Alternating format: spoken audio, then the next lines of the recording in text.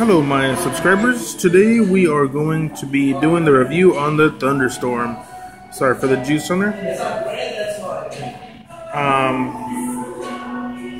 I ordered this from Vapor DNA.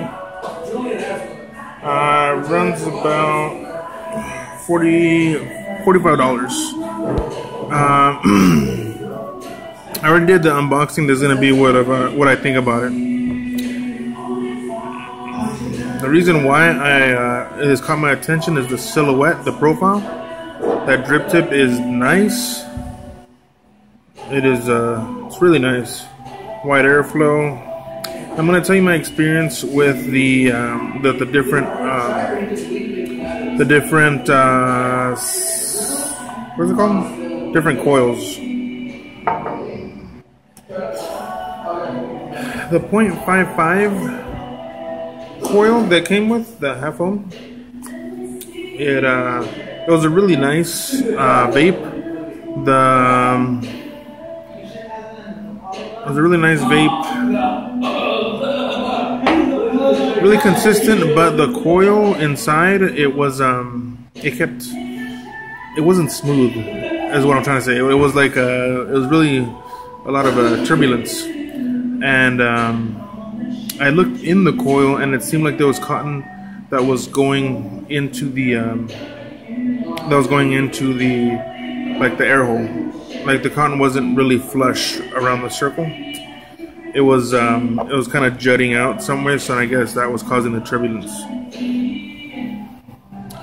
You cannot separate anything here. To replace the coil, you have to unscrew this, unscrew the chimney, take off the glass, and then get to the coil and replace the coil that way. That is a little bit of a con for me, just because it seems like be kind of a pain. It's kind of a pain to do all that. And then sometimes when you're unscrewing, if you have this, down, and then you want to unscrew, sometimes, see, look, it's already taken. Like the chimney's coming off as well, when you do that. So you just have to make sure it's not above where the coil is, or else the coil will go in and, the coil it'll flood inside. It's a decently sized coil. Chimney.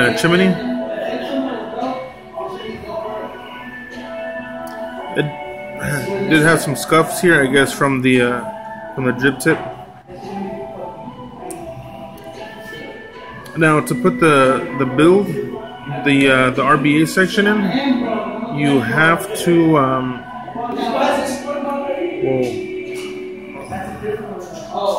you have to take off the chimney. You have to replace the chimney. So if you want to switch out and put the RBA section, you have to put the chimney. There's the airflow for the RBA section. Now, I did get a good vape. Couldn't go past 40 watts. You can see in my previous video when I compared it to the Goliath, has the same build as the Goliath. It just couldn't keep up. It was a 4-post design.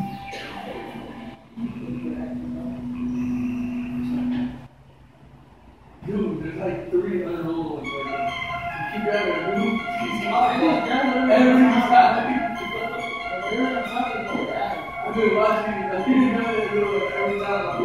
Of course, you want autofocus. It's a 3-post design with 4 holes, and then it's got the wicking. You have to have the wicking just perfect. If you have it down too far, it'll dry hit. This is like the perfect way to wick it.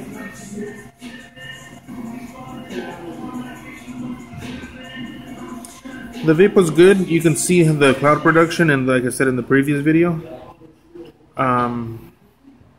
that's kind of a pain, but at least it comes with an RBA section. So that's that one, and then after that, I used the .55, and then I used the rebuildable section, and then I used an Atlantis .3 ohm nickel coil, not nickel coil, Atlantis .3 ohm coil, and it fit perfectly. It fit perfectly and it worked wonderfully. But it's like, honestly, out of all of the coils I've tried, the Atlantis 0.3 ohm coil for me was the best vape. And it fit perfect in here, and it's good because most of your local shops carry them. Any Atlantis coil. And then I tried the 0.15 ohm nickel coil that came with the Thunderhead, and I was actually really excited about that because I had bought my I had got this Sigeli to be able to test it because I didn't have a temperature control device at the time.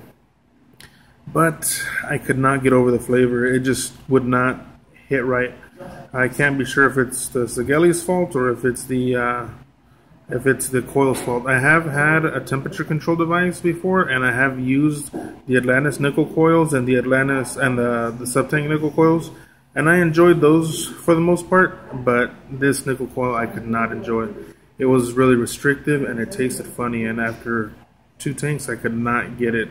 I put it from, low wattages and temperatures to high wattage, high temperatures, low wattage, low high temperatures, anywhere in between, and I could not get a good vape out of it.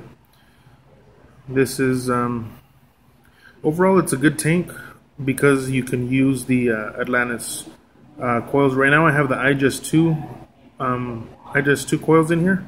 It's the 0.3 ohm coils, and it's weird. I like the iJust 2 coils in my Silo Beast, but this one I prefer the Atlantis coils.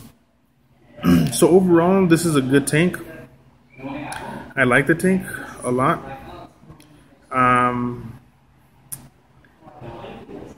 Pretty much it's in the same category as the Silo Beast, but this one, it gives you more. It comes with a nickel coil, and it comes with an RBA section that you can use, which is a plus, and it's about competitively priced. I was going to compare this to the Goliath.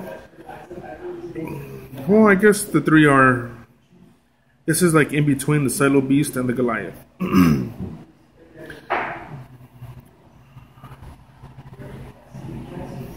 All right, so I gotta take my sub tank off. I'm gonna turn it around and then we'll vape on it a little bit.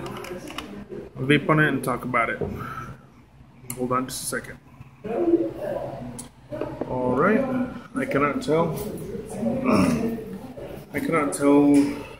where I am in the picture because of the camera's facing the other way. But overall, great tank. Price is a little steep on it, but it does come with the RBA section. It's like a premium tank, like the Kanger tank, which the Kanger sub tank. It comes with the RBA section. The Goliath comes with pre-made coils in the RBA section. The Zephyrus, I put this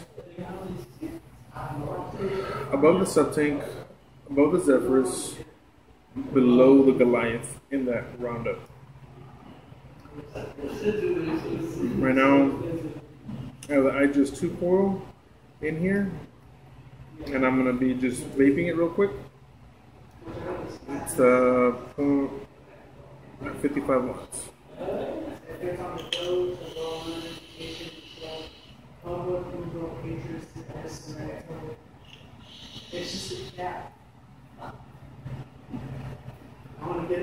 This kilo is super sweet. It is like too sweet for me. I have the kilo cereal milk in here. It's really good, but it's just too sweet. Very, very, very, very, very sweet.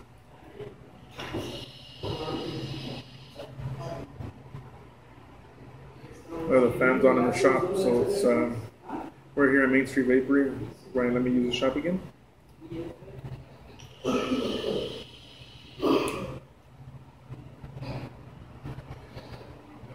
All in all, good tank. I recommend it.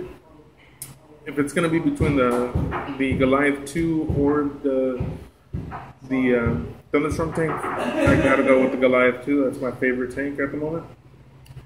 Of course, there's so many tanks coming out that, shoot, there might be something crazy coming out. Smock TV F4.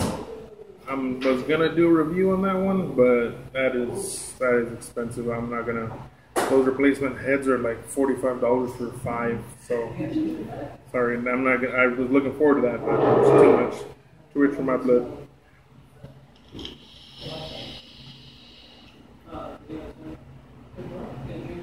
All right. Well, that's pretty much it. If you have any questions or comments, leave it below. I will.